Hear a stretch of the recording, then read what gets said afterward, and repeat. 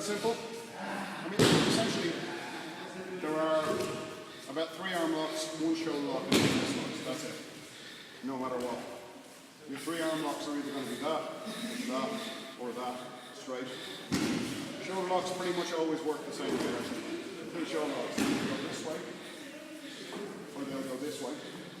And there's only two ways to lock a wrist, which is that way and that way. So, let's have a look at a first arm lock. Keep this super simple. So, take a push from brown, take a push on a high line. This is not an attack, so I won't worry too much about defense. All I want to do is get out of the way. As I get out of the way, I feed the arm back. From here, like a motorcycle, turn it. As I do that, go over. This posture here, it's important that his body changes shape. If his body doesn't change shape, nothing happens. So, push, move aside. This is John Travolta's Saturday Night Fever thing, is what you want. Come over the top and get on your tippy toes. See? Grab your dogi. If you don't have your dogi, just put your hand on your chest. Press down and come down with your heels. Okay? So from the other side, let's come across. Bring this up, go over, come down. Boom. Nice and simple. Yes? Yes? Go. My first priority is to move out of the way. I move out of the way.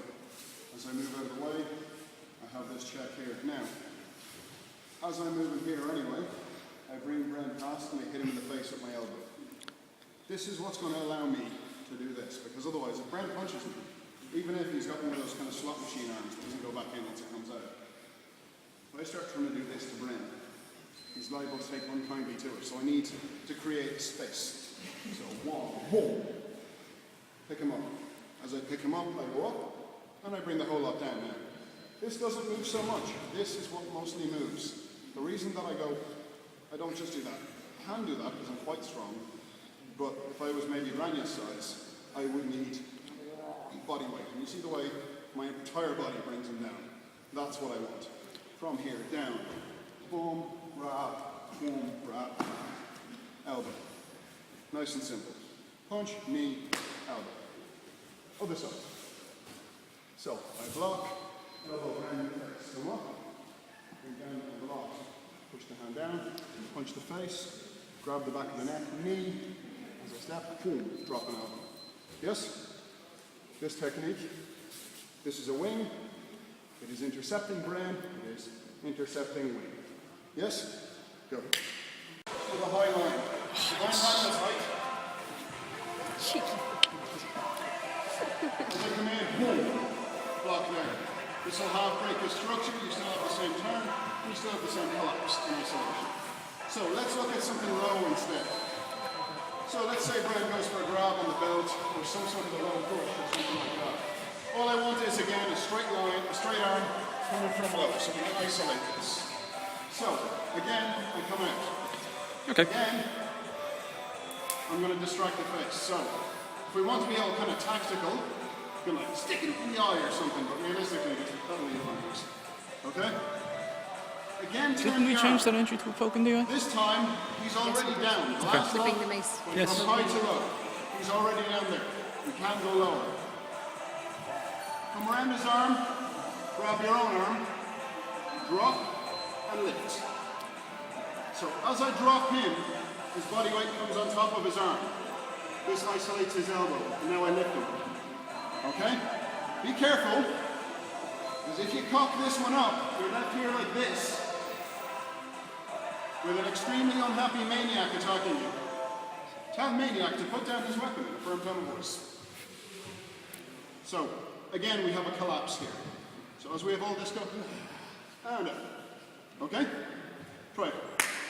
Do the most realistic of all attacks, the low line, straight on, slipping through karate punch. Happens all the time, especially in Afghanistan. The Navy SEALs regularly deal with this one. Isn't that Gaidan? What? Gaidan? Gaidan. Yakazuki or something. As I block, this isn't a V-step out here, because I'm in the wrong place. What I'm actually doing is almost opening the gates forward. As I do, one, smack the face. As I said, I quite like this, it makes sense to me. number one, your margin for error is far lower. Number two, it's less likely to end you in prison. And the body mechanics for something like a punch in the cheek or something aren't great from this line, so you're better off literally just reaching. What you're looking for is to create space. As you do, there's your block there. It doesn't need to be boom, and if indeed it is, it's gone. So this is more of an outside parry and bang.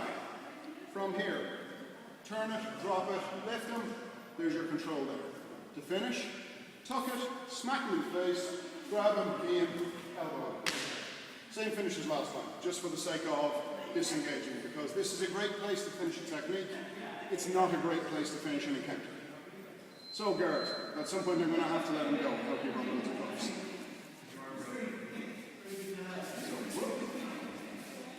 So from the other side, hop, from here, turn, note the body shape breaking.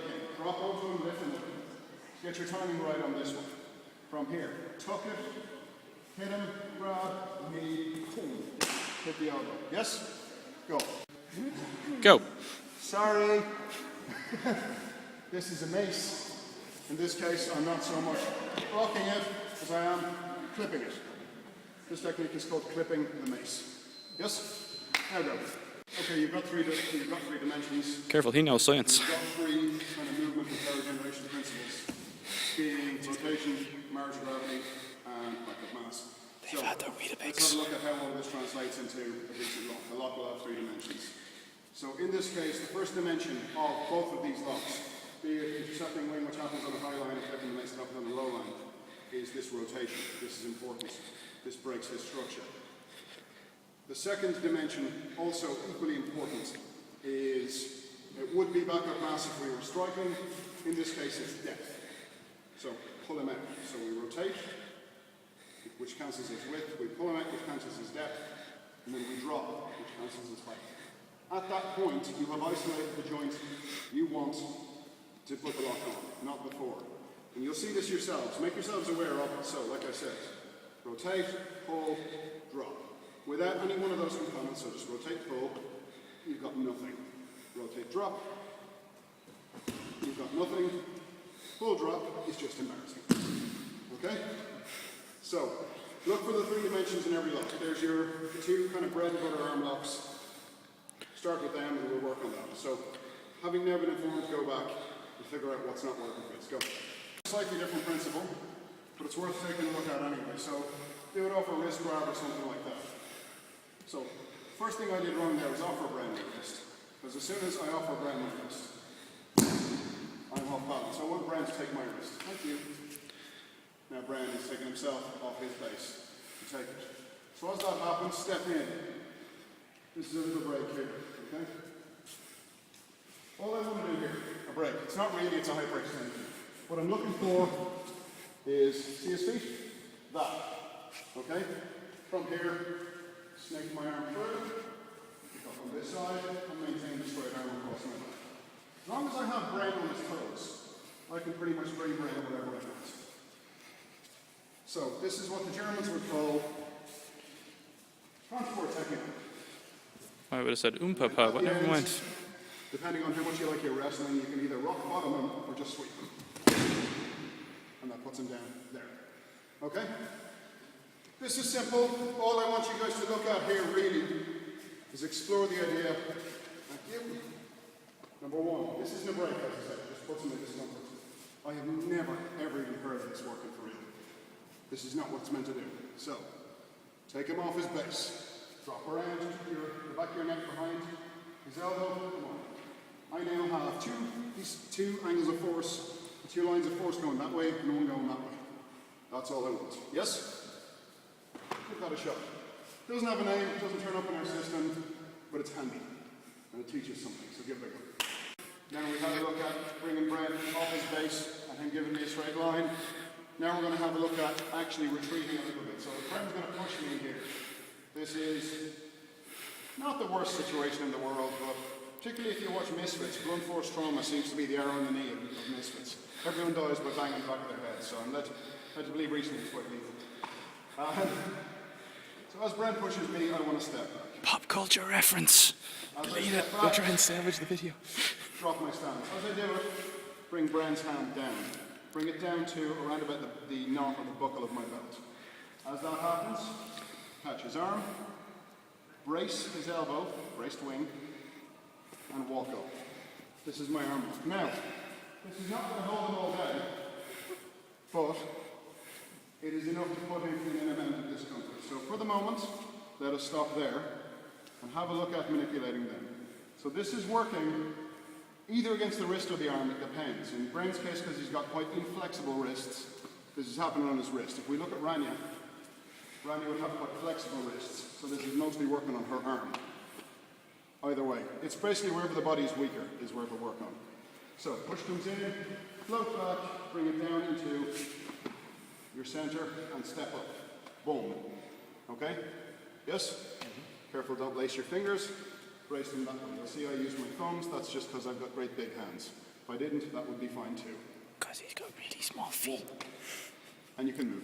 Yes? Go. This breaks his balance. From here, you can see I'm not in a great position. I want to be sorting this out mighty fast. As I begin to turn into a neutral stance, you'll see Brown turns around me. That's fine. Pick him up. Throw it. There's your shoulder throw. From here, because we're staying on straight arms, bring his arm around, flip him over on his front. From here,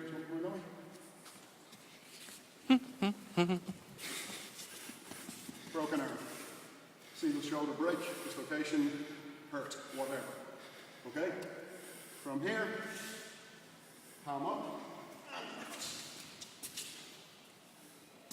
and then we're back at the beginning. Okay? And then a few. So, want to see that again? Okay. He floats. Bring him down, pick him up. Braced wing. From here, bring him around. This could be locked bow. It can be if you wish, or you can just throw him straight. Half shoulder throw or 2-point shoulder throw. From here, put his elbow across your knee. Now you can just do this that way, but because I want to be nice to him, move his head as well. Palm up and lean. If you wanted, you could also do this kind of stuff. I wouldn't bother. I can do you quite nicely. This gives me a view of what's around. It's holding him down, obviously, more pressure is not. I then have options. So from here, I want to pick him back up just to finish.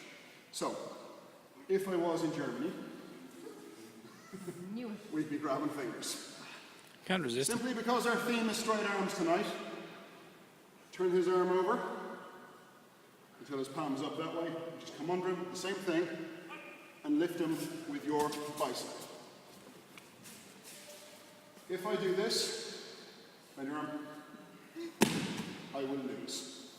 Because my wrist is an awful lot less powerful than he is kind of latissimus dorsi, sort of general shoulder assembly. If I come in under there, my core is a lot stronger. Okay? Give that a shot. Moving him in, throwing him. We moved on to particularly straight arm joint manipulation. So you can see you have a full class and then a bit more in simply what to do about a straight arm. But particularly we had stuff like, so if I put pressure or whatever, his hand happens to be pointing, where the palm of his hand is pointing is where he'll go. So what we're going to finish with is, I want Brent to come in with either one hand or two hands, up to Brent. I want to take a straight arm, and I want to figure out what I want to do with it. So, at every point, I've got Brent coming in to give me energy. Sorry, it was very unclear there, I just kind of started twirling. My great as well. Brent gives me energy. It's that energy-based system you're doing. I use Brent's straight arm to move him. Now, I can move him that way. I can move him upwards. If I was so inclined, I take him the other way, take a straight arm and move him this way, throw him for locked bow. If I'm so inclined, I can actually even move him downwards. The point is, I want to get Brent on the floor by manipulating a straight arm at some point. So start controlling your opponent that way. Is this clear? Wait. Yeah? Go.